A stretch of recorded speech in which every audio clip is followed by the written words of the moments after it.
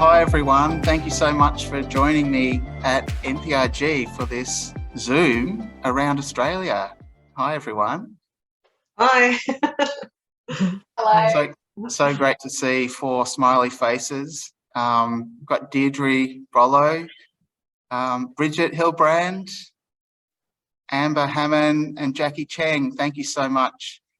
So wonderful to have you alongside each other on the screen for today's In Conversation. It's a very relaxed, informal discussion, just to chat about each of your works. Basically, we're going to be locating ourselves in front of everyone's work as we go around and just have a little bit of a conversation over the next sort of 45 minutes. Bridget, we're going to start with you. I'm actually sitting in the gallery in front of your gorgeous work, High Tide, which we're really excited to say that we've acquired for the collection, which is a little bit of a bonus as well. It was lovely to see you down here for install as well. We had a number of artists come in and install their work. Do you want to give a bit of an overview about your beautiful work? Absolutely. Thank you, Danny. It is an absolute honour to have my work acquired. I live and work in Melbourne, in Naarm, the traditional lands of the Kulin Nation. And I'm a very avid bushwalker, coastal walker, climber. And my images are a response to the tactile and bodily experience I have with the landscape. I primarily work with lino cuts and unique states. And unique states, as people may know, are unrepeatable in their entirety. And even though I work with a medium that traditionally is repeatable and you can make additions from, I choose to make these sort of very large three-dimensional prints that engage the viewer on a micro and a macro scale. And predominantly I enjoy that because they don't have any physical barrier either. They don't have a glass or any sort of cabinet that you can see the work directly. So it can make the work more vulnerable, but I'm open to exploring new ways of presenting printed works that are affected by people's movements, as this one particularly is with the currents of air moving through. And I think that was really useful for me in the terms of the context of this particular work, High Tide, that, and I think I mentioned it in my statement, just as the winds determine the shape of breaking waves, I'm also interested in the engagement of the viewer and participating in the work and the air moving past. And I actually really enjoy watching people engaging with the work and being able to look at the work closely and see those sort of subtleties and variations that occur in the paper. The paper itself is a handmade paper. It's a washi paper and kozo paper. So I particularly enjoy sort of the nuances of the different qualities that occur with handmade paper, and that I particularly, with this work and with quite a few of my more recent works, I print on one side of the paper, but I actually choose to reveal the other side. And that, for me, heightens that sort of materiality of the paper and those sort of subtleties in the textures and the tones. So that's really important to me. And I think the only other important thing is that the tones that are actually I achieved on the paper are made from the pressure of printing rather than mixing up the colours. So that's important to me too, and that again allows those subtleties in the texture of the paper to be revealed. Yeah, I think a lot of the works in National Works on Paper have this amazing tactile nature to them, and it's interesting listening to you speak as well, because that almost the airflow or the movement of the work adds this extra layer of tactile sort of feel to the work. Obviously not touching it, but you get this amazing sense of motion when it's just sort of waving. And it's sort of in quite a nice location where there is a bit of a thoroughfare, so you sort of have to walk through that gallery, and it doesn't take much to actually just move the paper a little bit. Yeah, I was very happy with its positioning, and exactly that, Danny. It's the physicality of it, you know, that your body in movement with it also makes it change, and I like the fact that the viewer can move to the side of it and in front of it, and there's always something happening, and even though all the papers aren't fully revealed, that behind each other, you can sort of peek behind. And yeah, so I enjoy working with paper in that three-dimensional aspect of it. I guess one of the interesting elements, and it's a little bit hard to see on the screens, that's right at the top of the work and sort of behind, is that the sort of armature that you've made to actually allow the work to sort of flow down, which is really quite clever, actually.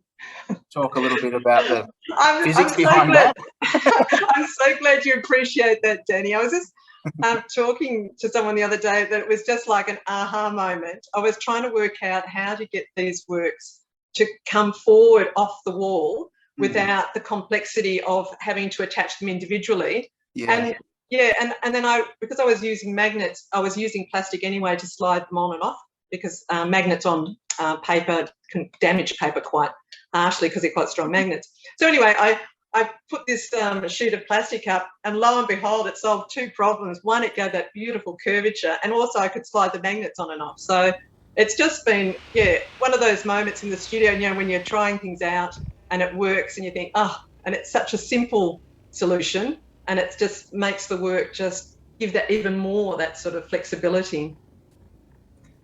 Yeah, I think, there's a real beauty in that simplicity in a way. There's quite a lot of complex ideas as well happening with the work, but I think the way that you've been able to sort of compress that down into a really powerful work is quite amazing, actually. And you were talking a bit before as well about the different textures and tones within the work, which are really lovely. But it's interesting when you do sort of sneak a look behind this panel as well, that it's what is the front and what is the back. Yeah. Thanks, Danny. Yeah, that's great that you've picked that up. And I think also just being conscious of how trying to keep the integrity of the paper, because they're very large sheets of paper, but also utilising that concept that, you know, at some point they need to be joined, and trying to allow those joins to be part of that composition of this sort of flow of this rippled edge, and not sort of just a blunt, you know, connection, but it hints towards sort of a rippling effect. Yeah. We were talking a little bit before about, I guess, that challenge of getting the work out from the wall. It's probably out maybe 10 centimetres almost from the wall, its front section. I feel like, I don't know, it's just my reading of the work, is that you had a lot of enjoyment in making this work as well, though? Yes, absolutely. I guess too, as I said, you know, I'm used to height, so I did really enjoy going up and down the ladder and trying different, you know, effects and different layering. And it's a real physical response to the work, and I think that relates just so closely to my engagement with the landscape, which is very tactile and very, you know, physical. So I think it's just a natural evolution for my work to be sort of it's almost a performative piece, you know, when you're making it and when you're handling it. I'm also so impressed with the strength of handmade papers. They're so resilient, you know. You get away from this preciousness, you know. I can lay them on the floor, I can fold them over, I can, you know, push them around, and they just respond beautifully. Yeah. And the folds too, I don't know, at the lower end, you know, there's that I'm just so impressed by how handmade papers, they just hold the folds. The memory of paper is just beautiful. Yeah. Well, thank you so much, Bridget. Through the magic of technology, we're going to be in front of Amber's work any second now. Wonderful. Thank you, Danny. Oh, yeah. Has anyone got any questions for Bridget, actually, while we're in front of her work? Yeah, I don't have a question, but I have a comment. I wish I could see it in person. It looks amazing. Thank you. Amber, would you like to tell us a little bit about your gorgeous work? Hi, thank you. Well, I'm from Sydney, Darugland. Right now, particularly I'm in Coorong area. So yeah, this work has a bit of a story. My work generally is about Muslim women's representation, misrepresentation, visibility and visibility, especially in kind of post 9/11 context. I'm from Pakistan originally. And while I was there, my work kind of used to be, so I work with appropriation a lot, and I used to look at Western art history a lot. And since I moved to Australia, I've kind of still looking west, but towards what is generally not the west but east, so looking towards Pakistan and India. And I'm kind of still appropriate and look for inspirations from region where I'm not, perhaps. So with this work, I was it's interesting because I was doing a research for another work, and I was engaging with the text from 1905, which was produced in India, and it's a very patriarchal text called Heavenly Ornaments, and it addresses the women of South Asia. And while I was engaging with that, I kind of came across another text from the same period, 1905, which was a sci-fi little novella written by a Muslim woman in Bengal, which was called Sultana's Dream, where she kind of subverses the whole patriarchal kind of outlook of Indian men. By Indian, I mean 1905 Indians, so Indian, Muslim, Hindus, Pakistan, India, Bangladesh, the whole of the region. So, so I got really, really fascinated with that little book, and I started kind of engaging with that. So this work came out of, I think, that text, in which, so in the book, the story kind of goes, she's dreaming, and she goes to this land called Ladyland, where it's all women out and about and engaging with solar energy, and they are kind of, there's no electricity and no pollution and everything is green and beautiful, and there are no men. And so in her story, she kind of reverts how generally women are supposed to be in a zanana, in a kind of an isolated within the home bang, I think that's the word to put. So she kind of puts men inside and women are out and about. And it's kind of very utopian, kind of a simple story. But just the fact that it was written in 1905, while in the Indian subcontinent, where the general outlook and the general perception was very different for women and from women. So yeah, this work is kind of my response to that text. So again, I've appropriated the Indian Mughal miniature techniques of image making. So it's hand painted, the women on the right side, they're hand painted in a traditional miniature painting style with gouache, watercolor, gold leaf on a handmade paper. And on the left side, the picture is actually myself, which is just, it's a print. And in the traditional of Mughal kind of aesthetic, the visual aesthetic, one of them is bigger, emphasis on the figure which is in command, and then the other subjects are kind of looking up. So because it was coming from a text, I wanted to engage some form of text in the work as well. So assuming the viewership will not understand both the languages, so one is French and the other is Urdu. Urdu is my mother language. I've kind of played with that. So the women are asking the bigger woman like, that can we kind of stop the war? They're saying it in French. I don't know French at all, by the way. It's just Google translation. And she says, yeah, sure, why not? This is that kind of a play on words based on a work that's textual. So it's kind of an experimental work. I had fun making that, and I'm very glad it ended up where it ended up. Yeah, it's reading your artist statement, it's quite fantastic to hear that utopian sci-fi novel. Yeah. And the Ladyland, and what was it? Yeah, men are restricted to the seclusion of the household spaces. Yeah. I guess it's always, science fiction's always been an interesting space where maybe the sort of the main ideas in society can be subverted or played with. Yeah, it's an interesting text. I really like how you've included that as that sort of research. It's, yeah, I feel like, and we're saying the same with Bridget, I feel like you had a bit of fun with this work as well. I did, I absolutely did, especially like the overlap of this traditional method of image making, which is very tedious, and mixing it up with just a printout and a cutout. I thought that was a challenge and kind of something I really enjoyed. Yeah, and you mentioned this a bit earlier as well, but I love the sort of the conversation between the two groups of women in a way, and also because probably not everyone would have the skills to be able to read those different languages as well. Yeah, and I think what later on, while looking reflecting on the work, I kind of realized that it was perhaps because I feel that, you know, when it comes down to gender issues or feminist issues, it's people do pretend that they don't get it. It's out there, but it seems to be like a language they don't understand. So yeah, maybe it's just kind of adding and tapping into that as well in some way. And it's funny because it's interesting. I read it as, even though they're speaking in different languages, they're actually still conversing and they're still understanding. So they're still actually having that conversation. Yeah, it is about having conversations or starting conversations, isn't it? Yeah, definitely. Yeah, it's a gorgeous work. It's really stunning. Yeah, all the judges were really blown away by this work. So yeah, congratulations. So great to have you part of the show. I'm honored. I'm really, really pleased that my work is there right now. Okay, I'm sitting in front of Deidre's work. Deidre, did you want to talk a little bit about this beautiful work? Got permission to actually.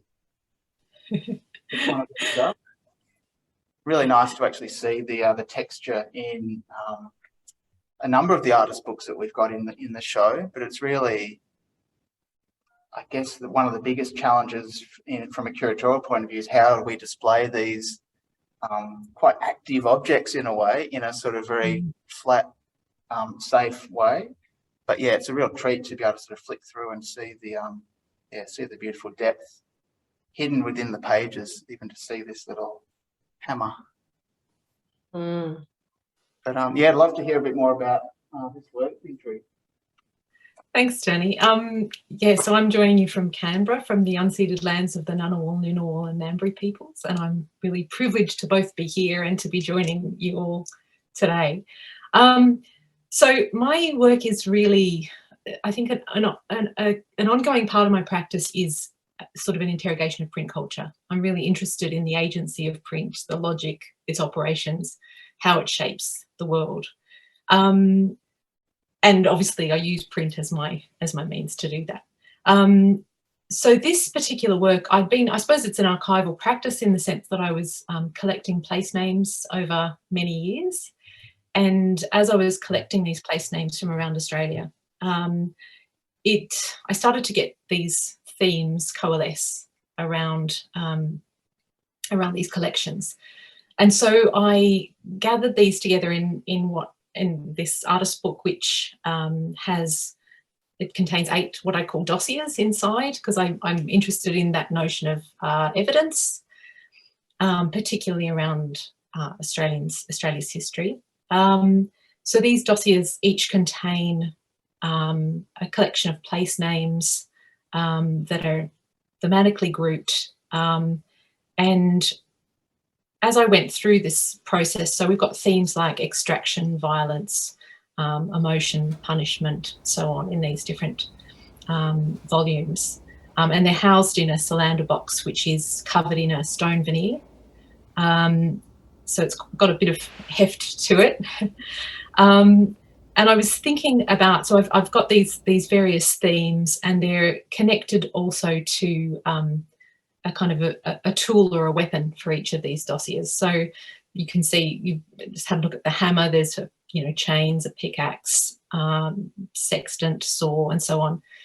So I was thinking about print culture, I suppose, and mapping and place naming, and thinking about the way in which the tools of print culture, or the materials of print culture, ink and paper, are every bit as much a weapon or a tool as these other tools that are in the book.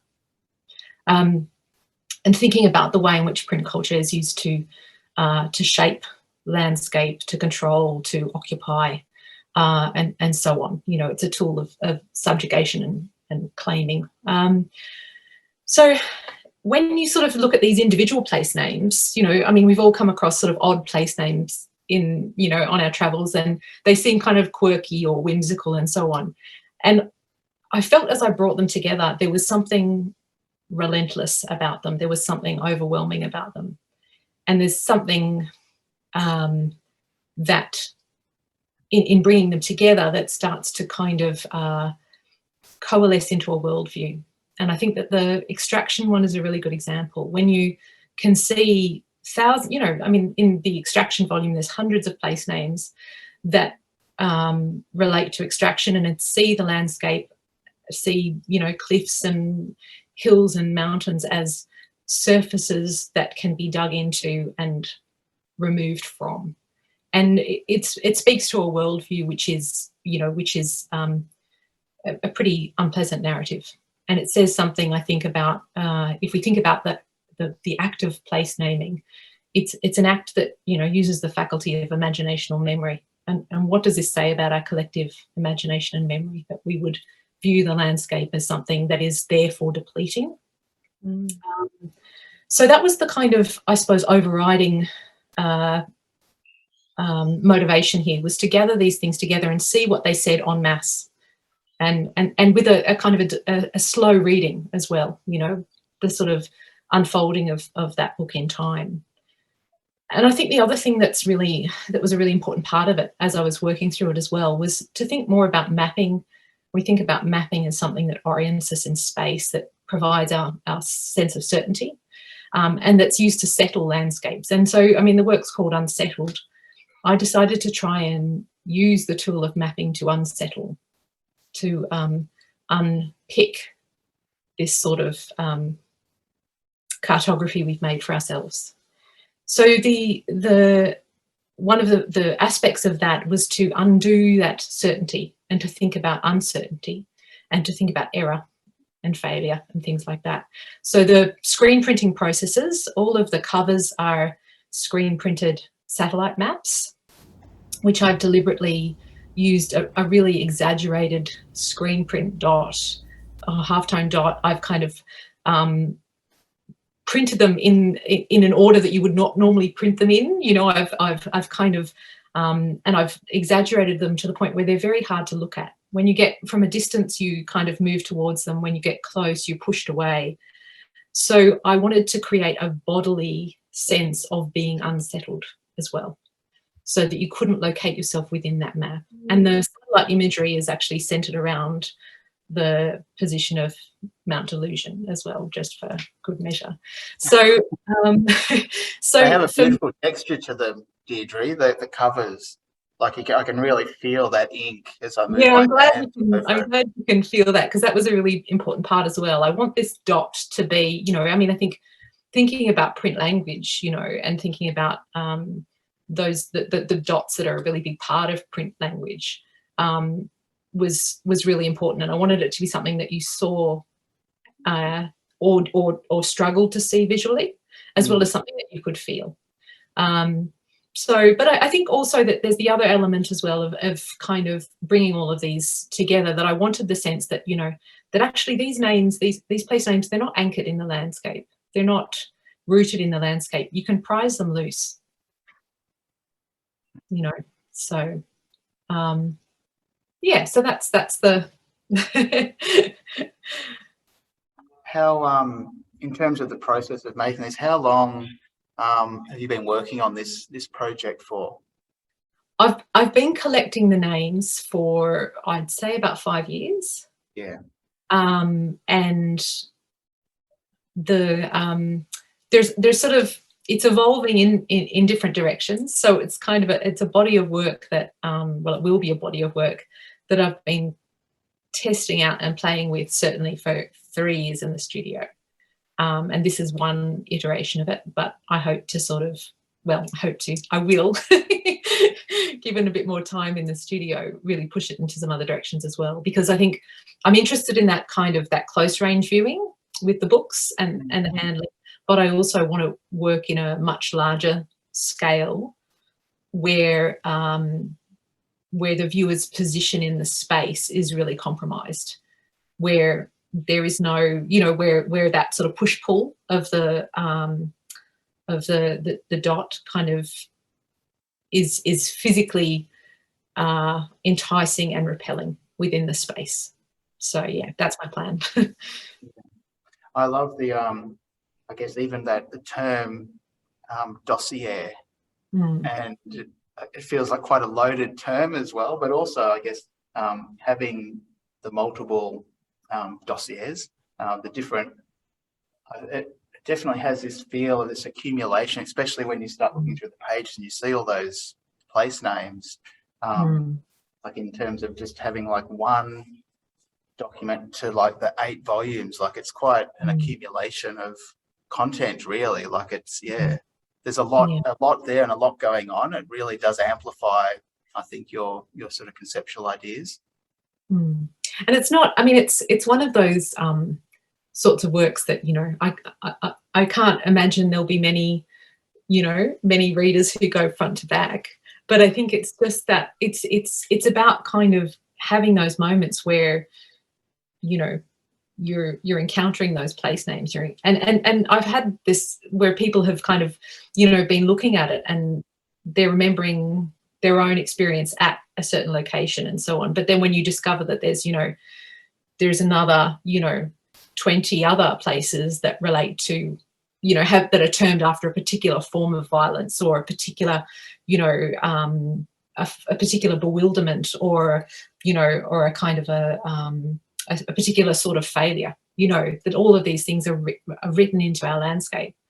And they all might relate to one individual or a group of people's experience, but collectively, this, you know, this is our kind of collective, that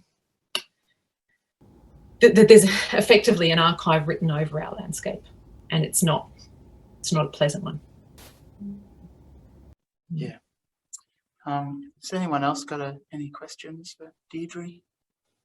I just want to say it's such a joy, Deidre, to hear the thinking behind your work. It always is. And I feel so lucky to hear the commentary you've just made. But I'm just wondering, Danny, could you just please just show us one of them? Just flick through some of the pages. I've been dying to have a look. So thank you, Bridget. That's really lovely. And I mean, I feel the same way about your work. So, you know, I'm a fan. But I'd love to look inside. So yeah, the beautiful, each cover obviously has its own image. Yeah. Beautiful. It's almost leather, feels a bit like leather, the thickness in those dots. Beautiful paper. You can see there's that, might not be able to see that. We can. And then, so yeah, basically there's a list of places. So yeah, interesting. So Depression Creek, Desolation Bay, Desolation Creek, Disappointment Spur, Dismal Creek, Dismal Swamp, Forlorn Hope, Golden Hope, Good Hope Creek, Happy Creek, Happy Go Lucky Mile. What was the process, Judy? How did you go about finding all these names? Did you literally just look at maps, or how did you get all those? So I spend a lot of time on the internet. Oh, okay. And my search history is pretty grim. But there's a number of online searchable atlases that you can work through, and there's a certain amount of you know, it's not like a list that you can just look through because you'd never reach the bottom, but you can sort of put in prompts and get results. So to a certain extent, it's shaped by my own inquiry. But I did look through it. My initial starting point was to look at atlases, to find a whole lot of names, to think about place names that I'd seen and so on, and then use those as a starting point for the search.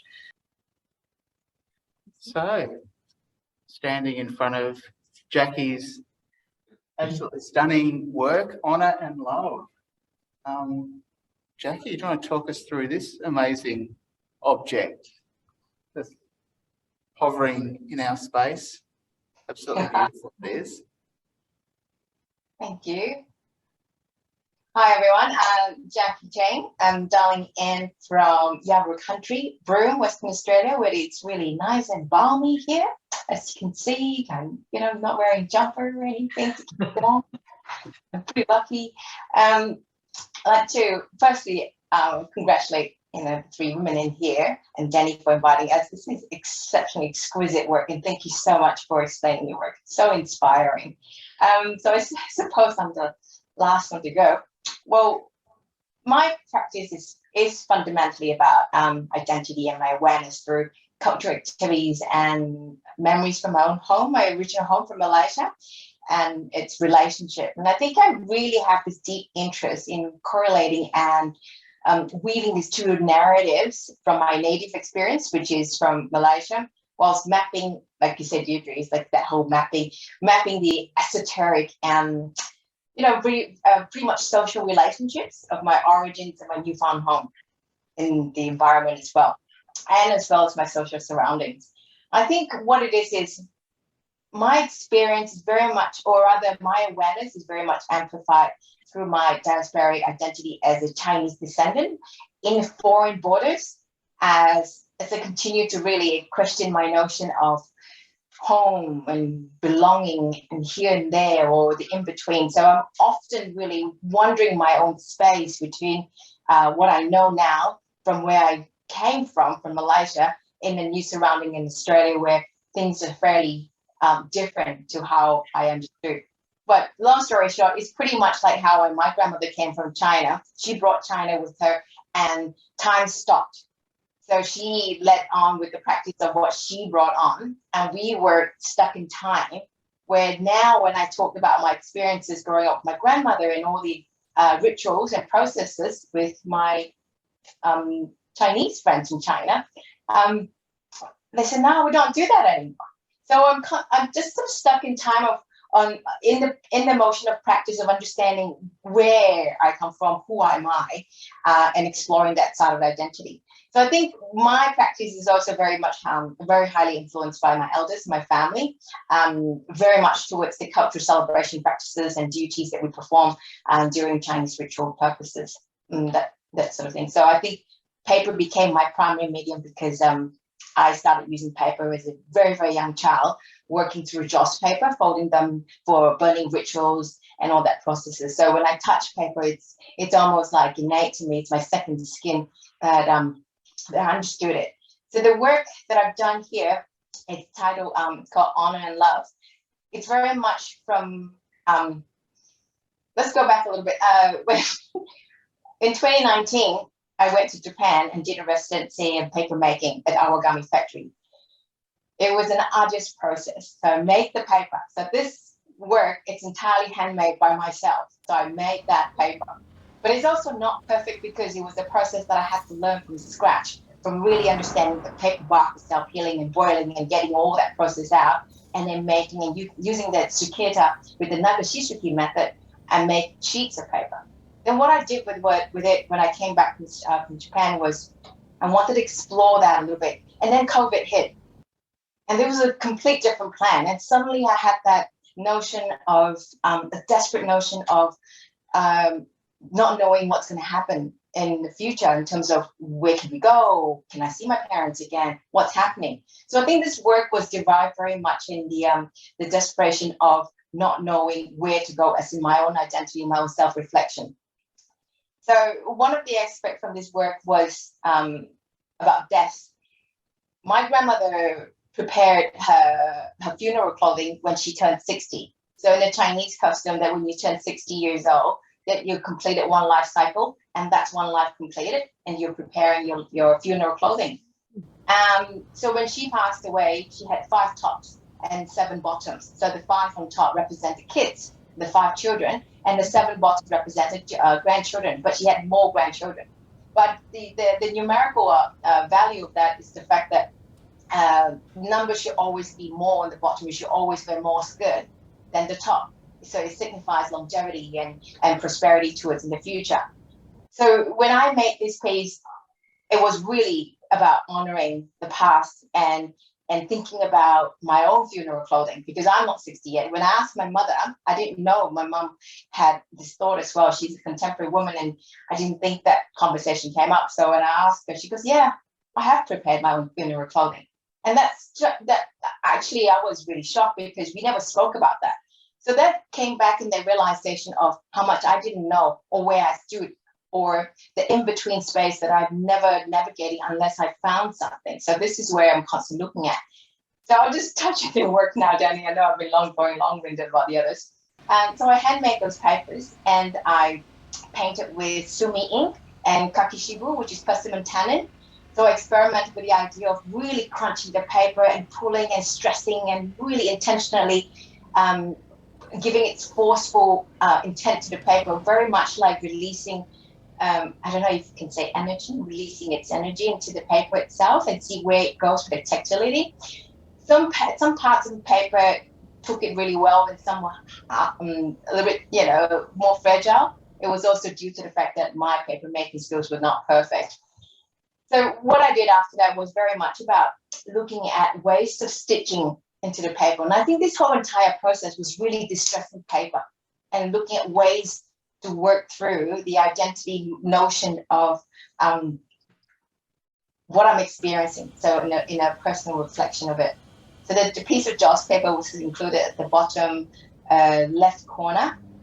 And yeah, so that little bit there, that was just a little, reminder that was funeral clothing, afterlife. So I've used kibiso, which is the discarded silk from silkworms, to stitch into it all the way through.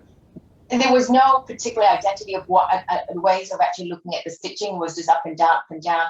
But if you look at the back of it, it was quite sporadic, because it went to the idea of, you know, remembering that one particular image that I have in my grandmother's home, when she brought from China with her, was the Great Wall of China. That was the only picture that she brought with her, and the only picture I know of China, which is Great Wall of China. So that sort of translated to the idea of that landscape.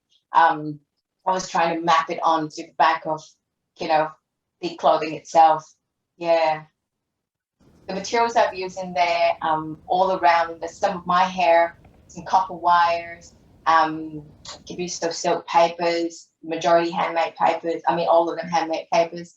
The threads at the bottom that signify lots and lots of longevity all the way through with the skirt itself.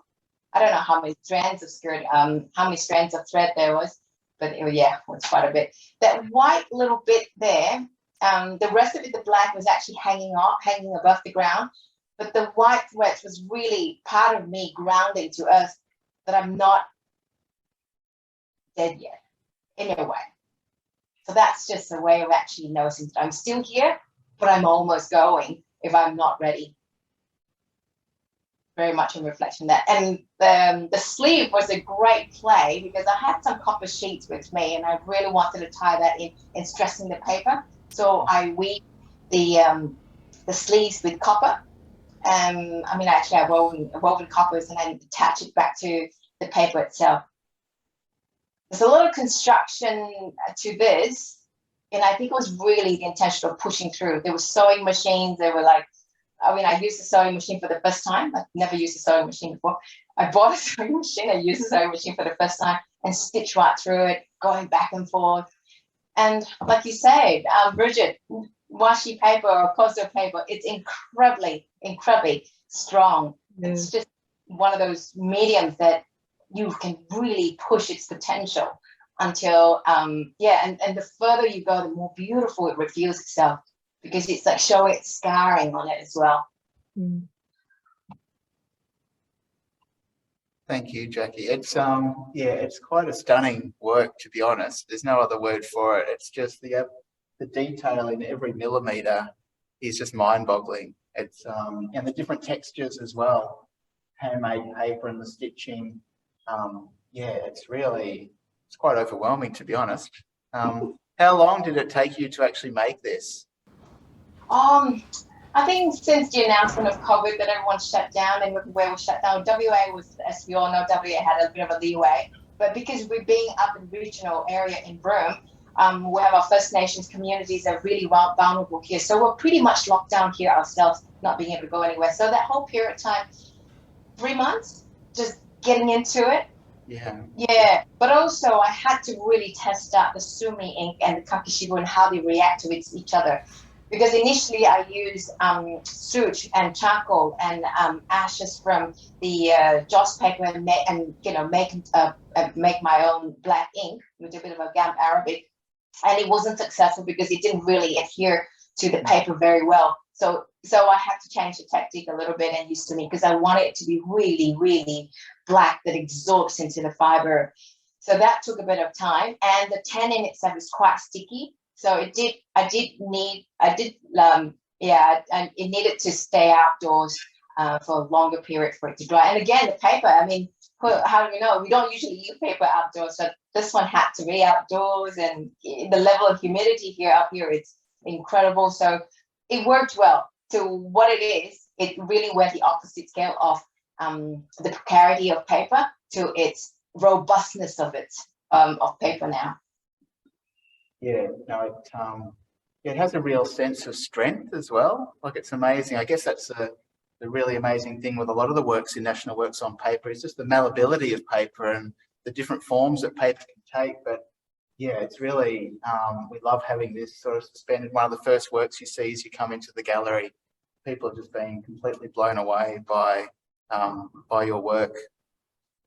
Thank you. Thank you. It was a real privilege to be selected. So thank you, Danny. It's quite beautiful that people can obviously come into this space and walk around to see the work from all sides.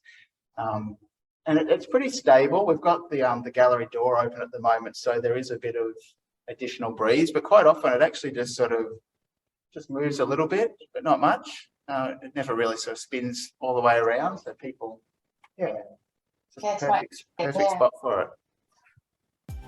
Thank you so much. So lovely to hear from you, Jacky, and hear from all of you, and hear about your work, and to have your work as part of National Works on Paper 2022. The exhibition runs until the end of November, so we've got 3 months to go, and we've been getting a really fantastic response from a lot of visitors coming in. So thank you so much for being part of the Zoom today and sharing your ideas with us.